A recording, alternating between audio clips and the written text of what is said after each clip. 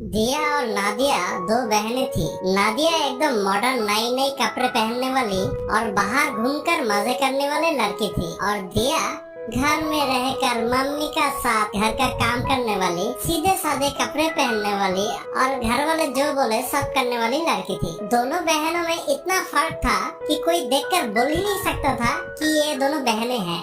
दिया अपनी माँ बाप की सारी बात मानती थी, इसलिए वो अपने माता पिता के कहने पर शादी कर ली। जब दिया की शादी हो जाती है उसके बाद, अरे दिया तुम बहुत अच्छी हो, जब से तुम घर में आई हो तुमने घर बहुत ही अच्छे से संभाल के रखा है। मैं बहुत ही खुश हूँ कि मेरी शादी तुमसे हो गई है। मैं भी बहुत खुश हूँ कि मेरी शादी आपसे हुई है।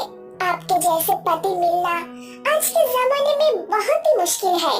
मैं बहुत खुश हूँ। हाँ, खुश मैं भी बहुत हूँ कि तुम जैसी अच्छी बीवी मुझे मिली है। कुछ समय बाद नादिया दिया के घर आती है वहाँ रहने के लिए, और उसे देखकर राहुल कहता है, अरे नादिया तुम यहाँ अचानक से, बताओ भला तुम यहाँ क्या कर रही हो? ये यहाँ पढ़ने के लिए आई है।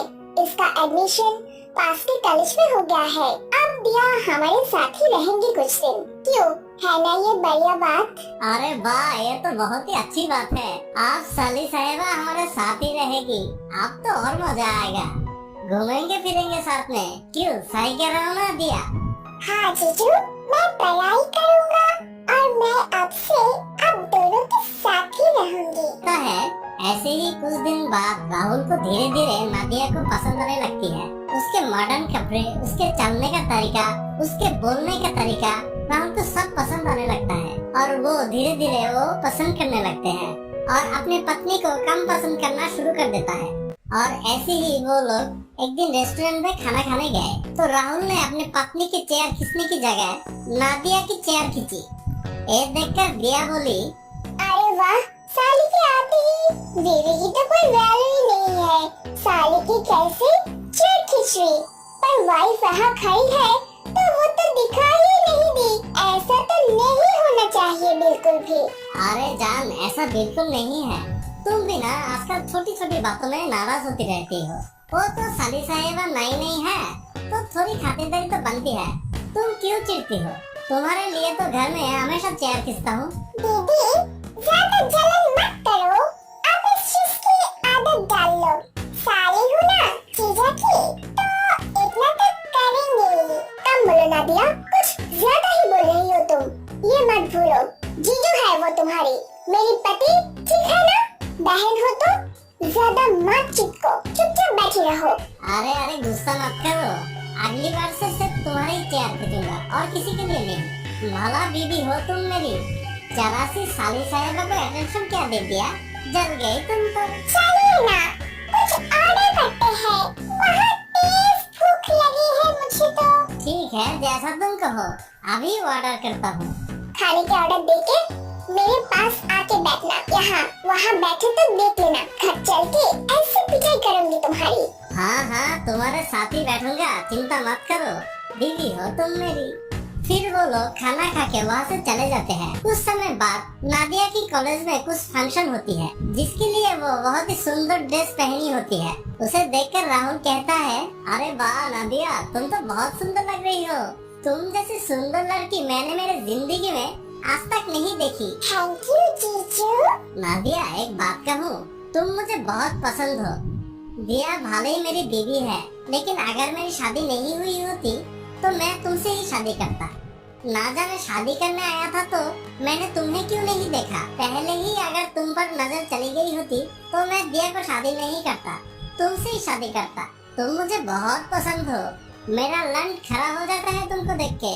अरे जीजू, ये सब आप क्या कह रही हो? हाँ, मैं सच कह रहा हूँ। जब से तुम यहाँ आई हो तब से मैं बस तुम्हारे बारे में ही सोच रहा हूँ और तुमसे बात करने की अलग अलग बहाने ढूंढता रहता हूँ। तुम्हें मैं पसंद हूँ क्या? सच सच बताओ ना दिया, मैंने क्या तुमको कुछ दिया?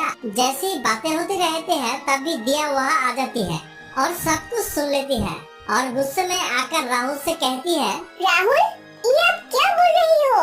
ये सब चल क्या रही है? आखिर इस घर में मुझे तो कुछ समझ ही नहीं आ रहा है। ये सब क्या हो रहा है? कोई बताएगा मुझे? अरे अरे दिया, जैसे तुम सोच रही हो वैसा कुछ नहीं है।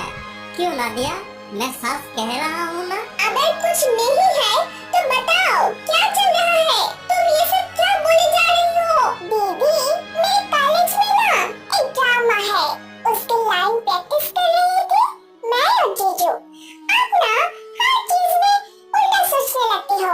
शादी के बाद कुछ ज्यादा ही बदल गई हो आप। अच्छा, ऐसी बात है, फिर तो कोई नहीं, लेकिन ऐसी सी प्रैक्टिस घर में मत किया करो। कोई अगर सुनेगा तो क्या कहेगा?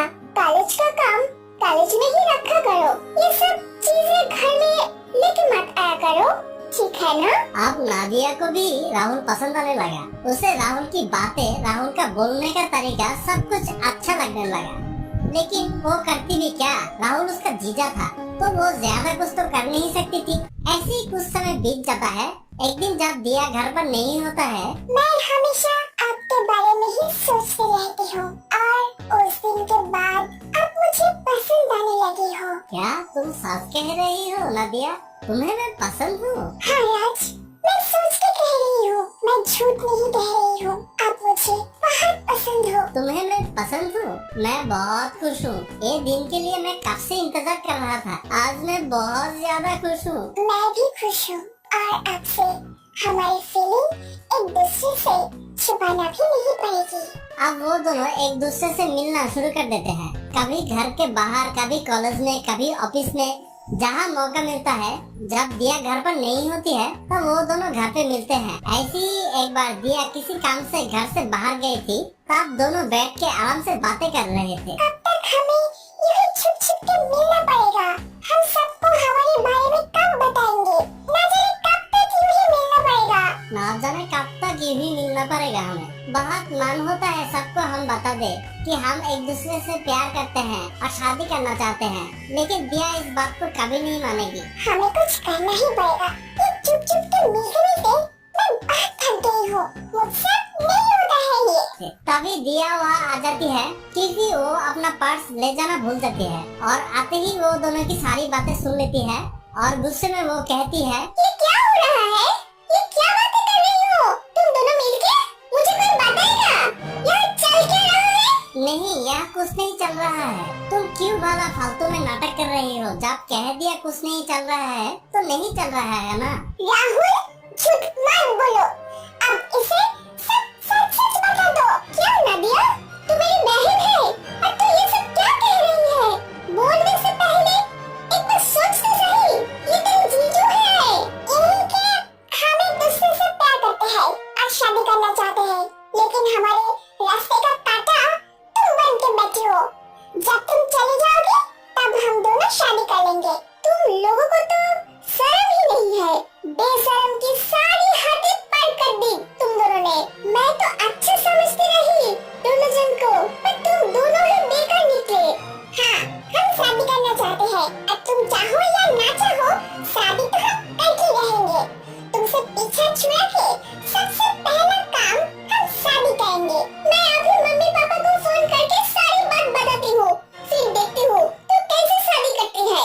तुझे मैंने मेरे घर में आने की जगह दी और तू मेरे सर पे बैठ के नाचने लगी। तेरी सारी बातें मैं मम्मी पापा को बताती हूँ और फिर दूसरा फोन जाएगा सासू माँ और सासू जी को। दोनों की ही शिकायतें करती हूँ मैं। जैसे ही दिया उन लोगों को फोन करने वाली होती है, तभी नादिया पीछे से दिया की सर पर कुछ मारती है, जिसकी वजह से दिया को सर पर बहुत चोट लग जाती है और कुछ ही देर में दिया की मौत हो जाती है।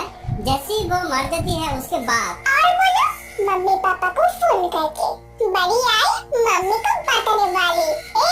तब से मेरी जान की दुश्मन बन के बैठी है। अब चली गई, अब हम दोनों शादी करेंगे। बोलो क्या करने दो तुम? है तुम्हें कुछ दम करने की? बड़ी आई। फिर राहुल और नादिया पुलिस स्टेशन जाकर दिया की सुसाइड करने की कंप्लेन लिखवाती है और घर वाले को भी सारी बातें बता देती है कि कैसे दिया ने सुसाइड कर ली। कुछ समय बाद घर वाले की इजाजत से दोनों शादी भी कर लेते हैं और वो दोनों खुशी खुशी रहने लगती है।